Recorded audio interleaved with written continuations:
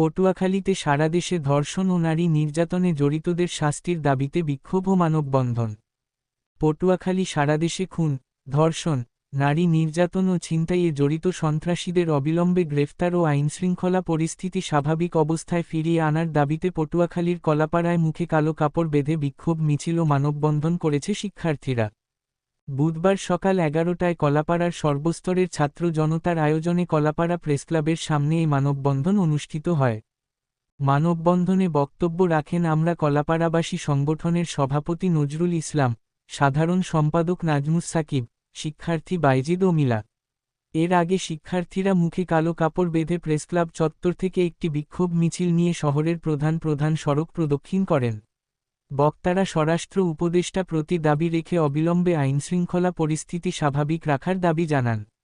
আর আইনশৃঙ্খলা পরিস্থিতি স্বাভাবিক না হলে ছাত্র জনতা আবার সড়কে নামতে বাধ্য হবে বলে জানান।